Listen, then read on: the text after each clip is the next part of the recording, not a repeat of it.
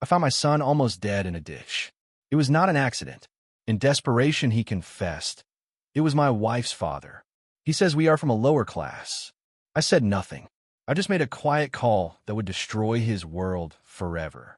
If this story resonates with you, subscribe to the channel and share in the comments which city you're watching from.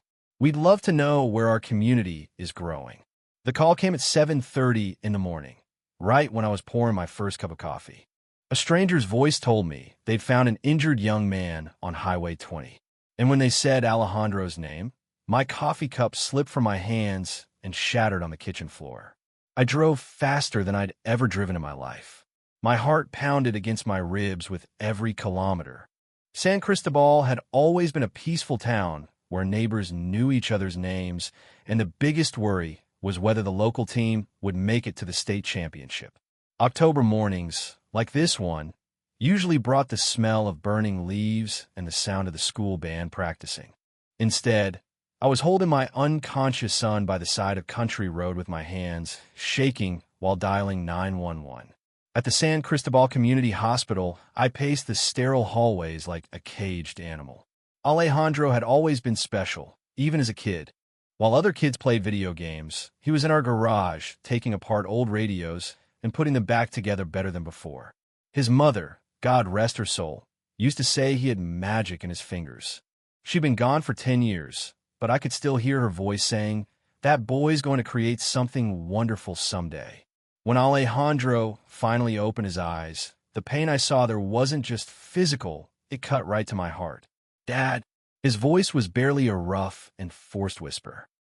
"I'm here, son. You're safe now." I squeezed his hand gently. "Can you tell me what happened?" Alejandro struggled to sit up, wincing with every movement. It was Reginaldo Ashford, Dad, Miranda's father. The name came out like poison.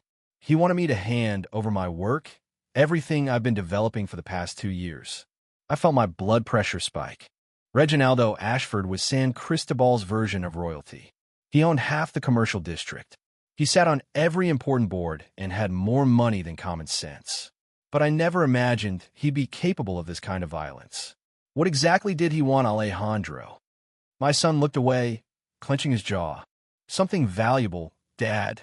Something that could change everything." But when I refused to just hand it over to him, he pointed weakly at his beaten face. His men made their point pretty clear. The rage growing in my chest was different from anything I'd felt since Sophia's funeral. This wasn't just about business or money. This was about a powerful man who thought he could crush anyone who got in his way. He said something else, Dad. Alejandro's voice dropped even lower.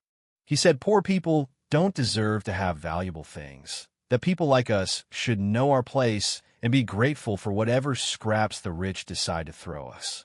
Those words hit me like a sledgehammer. At that moment, I realized this wasn't just about Alejandro's work or Reginaldo's greed. This was about dignity, respect, and the right of every person to pursue their dreams regardless of their bank account. Alejandro grabbed my arm with surprising strength. "Dad, I think we're in more danger than we realize." The drive home felt longer than usual with Alejandro's warning echoing in my mind. Once inside our house on Franklin Street, I helped him settle into his favorite armchair and pulled up Sophia's old wooden chair. "All right," I said, "I need you to tell me exactly what Reginaldo wanted. If we're in danger, I need to understand what we're up against." Alejandro's eyes shined when he started talking about his work. "Dad, remember when I was 12 and I rewired the garage so Mom could use her sewing machine while you used the power tools?" I smiled despite everything. "Your mother was so proud. She said you'd solved a problem that had been driving us crazy. She told me that night, 'Alejandro, you don't just fix things, you make them better. Someday you're going to change the world.'" His voice grew stronger. "I think about those words every day, Dad." I felt Sophia's presence, as if she were nodding in approval. "What I've been working on is a renewable energy storage system," Alejandro said, leaning forward despite his injuries. "Like a super-efficient battery that can store solar and wind energy for months instead of hours. It could power entire neighborhoods during blackouts, make clean energy reliable all year round." The passion in his voice reminded me of Sophia, but I could see the fear beneath his excitement. How did Reginaldo find out? Miranda mentioned it during a family dinner. She thought he might invest, help with patents and financing. Alejandro shook his head bitterly. Instead, he saw dollar signs and wanted it all. What did he offer you? 50,000 for everything. My research, prototypes, patents, he called it generous compensation for a hobby project. Alejandro's hands clenched. Dad, this could be worth hundreds of millions. It could revolutionize how the country is powered. He wanted to buy it for the price of a car. That protective anger surged through me. And when you refused, he put on that cold smile and said I was being foolish, that people like us should be grateful when our betters offer opportunities. Alejandro's voice hardened. He threatened costly lawsuits, patent disputes that could drag on for years and bankrupt families like ours. The calculated cruelty took my breath away. This wasn't about money, it was about crushing dreams, keeping people like us in our place. When I still refused, he sent his men. Alejandro looked me in the eyes with a determination I recognized from his mother. This technology could change everything, Dad. That's why he wants it so much, but I'll never give it to him, no matter what he does to us. I barely slept that night, staring at the ceiling and thinking about Alejandro's words. At dawn, I knew we couldn't face this alone. Reginaldo Ashford had money, connections, and apparently no morals. We needed someone with experience dealing with dangerous people. That's when I thought of Gabriel. My older brother had served 2 tours in the war and spent 30 years as a police detective in the capital before retiring to his farm just outside San Cristobal. If anyone could help us navigate this mess, it was him. I called him at 6 in the morning. Leonardo.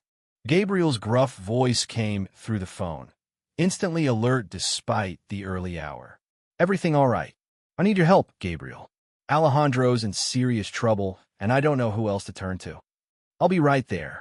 True to his word, Gabriel arrived in an hour, his beat-up truck pulling into our driveway, just as I was starting my second pot of coffee. At 70, he still moved with the determined stride of a man who'd spent decades dealing with the worst humanity had to offer. We sat around the kitchen table, the same one where our father used to spread out his carpentry blueprints and teach us that real men protect their families with their brains, not just their fists. Tell me everything, Gabriel said, pulling out a small notebook that was as much a part of him as his calloused hands. I laid out the whole story for him. Alejandro's invention, Reginaldo's offer, the beating, the threats. Gabriel listened without interrupting, occasionally taking notes, his cop instincts fully activated. When I finished, he leaned back in his chair and studied me with those sharp blue eyes that had interrogated countless suspects. This isn't just a businessman, Leonardo. This is a predator. Gabriel's voice carried the weight of experience. Men like Reginaldo don't get where they are by playing fair.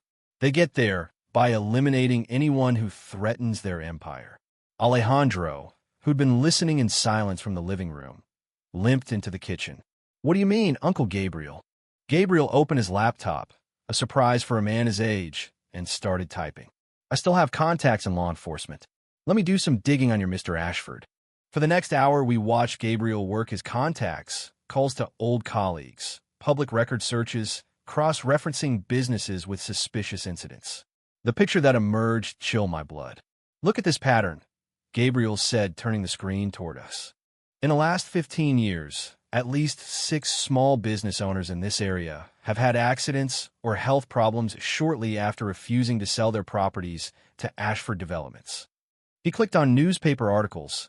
A restaurant owner who died in a car crashed 2 weeks after rejecting Ashford's buyout offer.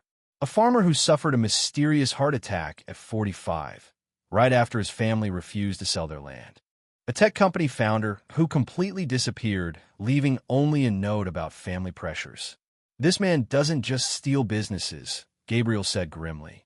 He eliminates obstacles. And right now, Alejandro, you're his biggest obstacle. The kitchen fell silent, except for the ticking of Sophia's old wall clock. I felt like I was seeing Reginaldo Ashford clearly for the first time, not just as a greedy businessman, but as something much more dangerous. So what do we do? I asked. Gabriel closed the computer and looked at us both. We need concrete evidence of his crimes, and we need someone who knows his operations from the inside. Someone close enough to the phone rang, cutting the tension like a knife. We all froze staring at it. That might be our answer, Gabriel said quietly. The voice on the other end of the phone was soft, trembling, and unmistakably Miranda's. Mr. Leonardo, I'm Miranda Ashford. I need to speak with you alone. It's about Alejandro and what my father did to him. Gabriel raised an eyebrow, but I could see the gears turning in his detective mind. This was exactly the inside connection we needed. Where would you like to meet? I asked. At the Central Park by the old stone bridge. In 2 hours. Please, Mr. Leonardo. I can't live with myself knowing what he's done. The line went dead, leaving the three of us looking at each other across the kitchen table. It could be a trap, Gabriel warned, but his tone suggested he didn't really believe it. No, Alejandro said firmly. Miranda isn't like her father. She's good people. Dad, if she's contacting us, it's because she wants to help.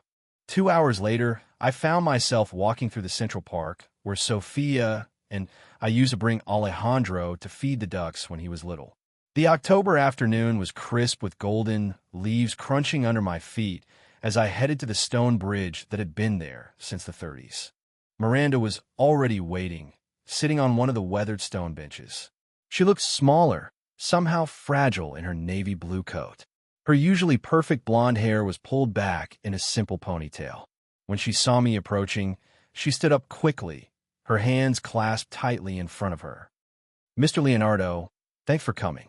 Her voice was steady, but I could see the guilt and anguish in her eyes. I need you to know I had no idea what my father was planning. When Alejandro came home, beaten like that, she paused, taking a shaky breath. I've never been so ashamed to be an Ashford. I sat on the bench, gesturing for her to join me. Tell me what you know, Miranda.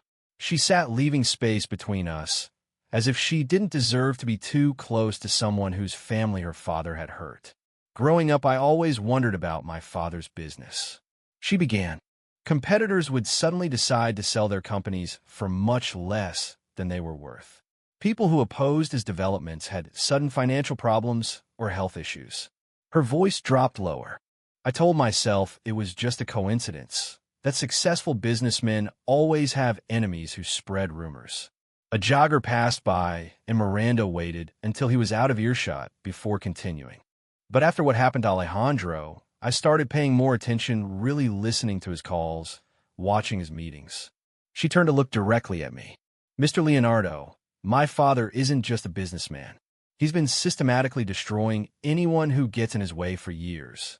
The pain in her voice was genuine, and I found myself believing every word. Why are you telling me this? I asked gently. Because I love Alejandro, she said simply. And because I can't stand by and watch my father hurt more innocent people. I've been complicit through my silence for too long. She reached into her purse and pulled out a small key. This is the key to my father's private home office. He keeps files there, records of payments to certain people, photos, documents that prove what he's been doing. My heart started racing. This could be the evidence Gabriel said we needed. Miranda, if your father finds out you helped us. I know the risks, she interrupted. But I also know where he keeps the records that could expose everything. Financial transactions, correspondence with his partners, evidence of things that'd lock him up for life. She stood up, smoothing her coat. We need to act within the next few days before he makes his next move. I heard him on the phone this morning. He isn't done with your family, Mr. Leonardo. The plan was simple, but dangerous. Miranda would go into her father's office during his Thursday night meeting, while Gabriel and I monitored from my truck down the street. Testing. Miranda's whisper came through the small earpiece. Can you hear me?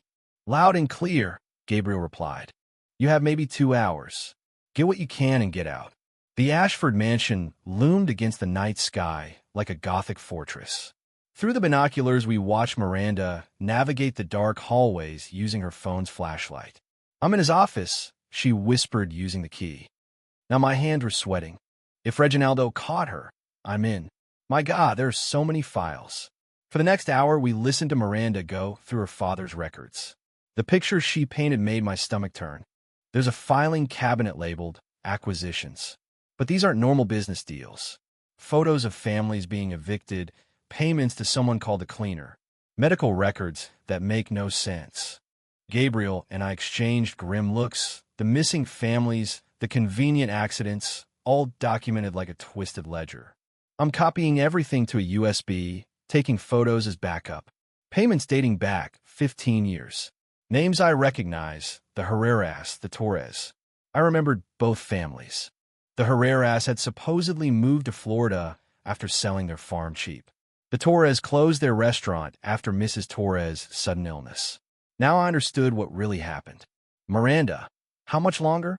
Gabriel asked urgently. I'm almost done. I'm at his desk. Wait. Her voice changed tense with fear. There's a folder labeled Future Projects. It has Alejandro's name on it. My blood ran cold. What does it say? Garrido's situation at the top with photos of our house. Your work schedule. Alejandro's daily routine. This isn't just the invention. He's already been planning something bigger. Before I could answer, we heard a car engine approaching. Miranda, Gabriel said sharply. Someone's coming. That's impossible. Dad's meeting never ends before midnight. A car door slammed shut. Through the binoculars, we saw the headlights sweeping the driveway. Reginaldo's Mercedes had returned early. Dad's back early. Miranda's voice was tense with panic. I need to get out now. Can you make it to your room? Gabriel asked. I don't know. He always checks his office first when he gets home. If he finds me here, the front door opened. Reginaldo's silhouette appeared already heading toward his office wing. Miranda, move now, I whispered urgently. Whatever it takes, get out of there. The phone rang at dawn, waking me with a start after a restless night worrying about Miranda. The caller ID showed an unknown number, but something in my gut told me to answer. Mr. Leonardo, the voice was deep and nervous.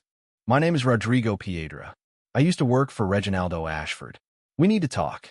I sat up in bed, instantly alert. What about your son? About what Ashford is planning to do to your family? I can't live with this anymore. 2 hours later, Gabriel and I were walking through the morning mist towards Santa Maria Church on the outskirts of San Cristobal. The old stone building had been there since the 19th century, a place where generations of families had sought refuge and forgiveness. We found 2 men waiting in the last pew. One older, maybe 55, with weathered hands and tormented eyes. The younger one, probably in his 30s, kept looking nervously toward the doors. I'm Rodrigo, the older man said, standing up as we approached. This is my brother Javier. We both work for Ashford, though in different capacities. Gabriel's detective instincts were on high alert. What kind of work? Rodrigo's shoulders slumped. I was what you might call a problem solver. For 8 years, when someone got in Ashford's way, I made sure they reconsidered their position. The weight of his confession settled over us like a heavy blanket. This man had been part of the machine that destroyed families. Why are you coming forward now? I asked. Because I have a daughter, Rodrigo said quietly. She's about your son's age, living in the capital. When I heard what Ashford ordered to be done to Alejandro, I saw her face instead of his. He paused, struggling with emotion. I can't be part of this anymore. Javier spoke for the first time, his voice shaking. I worked in communications, monitoring calls, recording conversations for insurance purposes. I have recordings of everything. He pulled out a small digital device, his hand shaking slightly. Phone calls where Mr. Ashford discusses eliminating competitors, covering up accidents that weren't really accidents, paying people to disappear. Gabriel leaned forward. How recent are these recordings? As recent as yesterday, Javier replied. After his daughter-in-law's visit to his office last night, he made several calls. He knows someone was there. My blood turned to ice. Miranda, is she safe? For now, Rodrigo said, but not for long. Ashford suspects family treason, and that's something he's never tolerated. Javier activated the device, and suddenly Reginaldo's cold voice filled the sacred space. The Garrett problem has escalated beyond simple intimidation. We need a permanent resolution, something that looks completely natural. I want a whole family handled. Father, son, and my traitorous daughter, if necessary. The recording continued with chilling details about timing, methods, and cleanup procedures. It was like hearing someone plan a military operation, except the target was my family. When was this recorded? Gabriel asked, his police training keeping him focused despite the horror. Last night, around 11:30, Javier replied, right after he discovered his office had been broken into. Rodrigo looked me in the eyes. There's more. He scheduled what he calls the final solution for tomorrow night. He's bringing in out-of-state specialists, people with no local connections who can make it look like a tragic accident. The church seemed to grow colder around us. Tomorrow night, less than 24 hours. He's planning to act tomorrow night, Rodrigo continued. We have less than 24 hours before he moves against your family. By 4 that afternoon, we'd transformed Santa Maria Church into a carefully orchestrated trap. Gabriel's old police contacts had provided us with professional recording equipment hidden throughout the sanctuary like electronic angels watching over our desperate gamble. This is our only chance, Gabriel said, adjusting a tiny microphone behind the altar cross. If Reginaldo suspects anything, he'll disappear and we'll never get another chance. Alejandro sat in the front pew, his bruises still visible, but his eyes burning with determination. I should be the bait, he said for the 3rd time. It's my invention he wants, isn't it? I replied firmly, remembering my father's words about protecting the family with wisdom, not just courage. Javier knows how to talk to him. You, and I'll be listening from the sacristy, ready to step out once we have everything on tape. The plan was elegant in its simplicity. Javier would call Reginaldo, claiming the Garrett situation was under control and awaiting final instructions. The church's acoustics would ensure every word was captured clearly. At 5:30, Javier made the call. Mr. Ashford, it's Javier. Everything is in position. The family is contained and awaiting your decision on how to proceed. Through our hidden earpiece, we could hear Reginaldo's cold satisfaction. Excellent. I'll be there in 20 minutes. This needs to be handled properly. No loose ends, no trails leading back to me.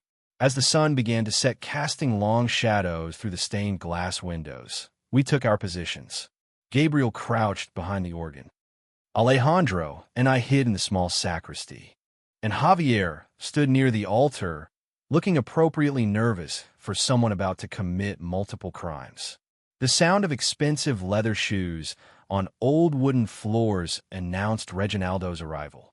He walked in alone. His arrogance had convinced him the situation was completely under his control. Where are they?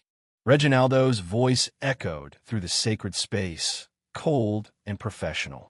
In the back room, sir, all 3, Leonardo, Alejandro, and your daughter, are secured and waiting for your instructions. I held my breath.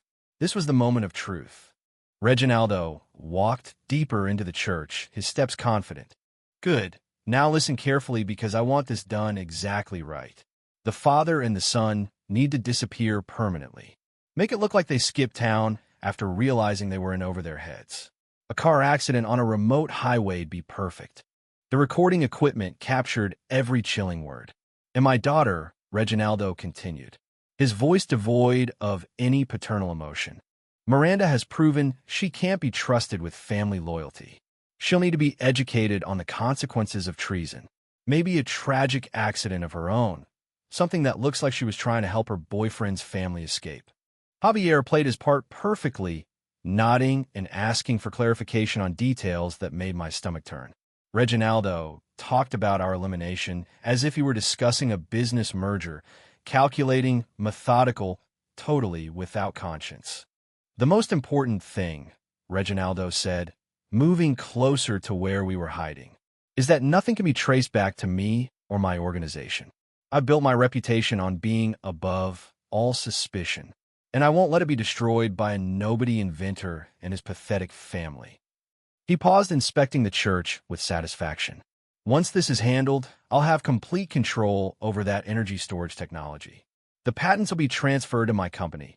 The profits will be mine, and no one will ever know how I acquired them. Javier cleared his throat nervously. In the cleanup, sir, make sure nothing's left that can be traced back to me.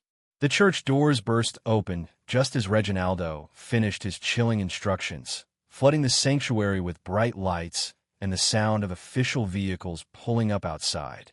Federal agents in tactical gear poured in through every entrance, their weapons drawn and badges gleaming under the sudden illumination. Federal agents, nobody move. Reginaldo spun around, his face transforming from cold confidence to absolute shock in the span of a heartbeat. For the first time since I'd known him, the man who controlled half of San Cristobal looked genuinely scared. "What's the meaning of this?" he demanded, but his voice cracked slightly. "I'm here for a private prayer service." Agent Elena Martinez, the lead investigator, stepped forward with a recording device in her hand. "Mr. Reginaldo Ashford, you're under arrest for conspiracy to commit murder, extortion, and organized crime. Everything you just said has been recorded and will be used as evidence."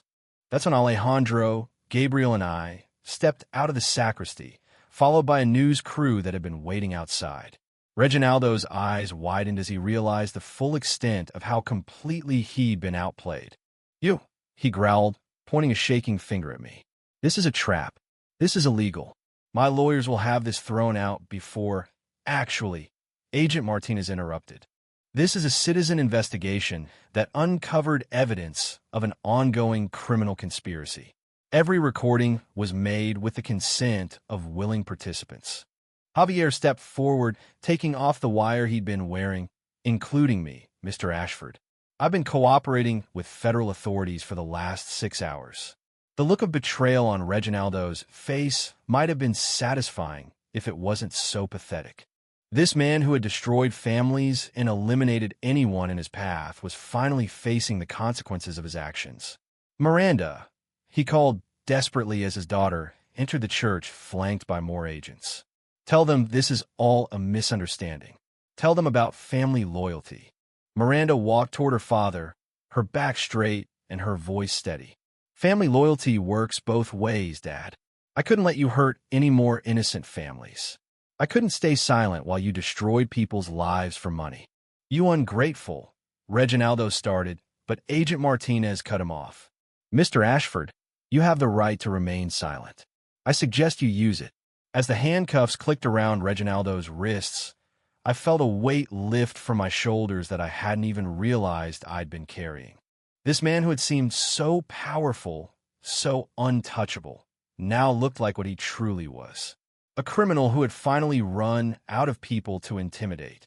"This isn't over," Reginaldo hissed as the agents started leading him away. "I have connections you can't imagine. Judges, politicians, people who owe me favors.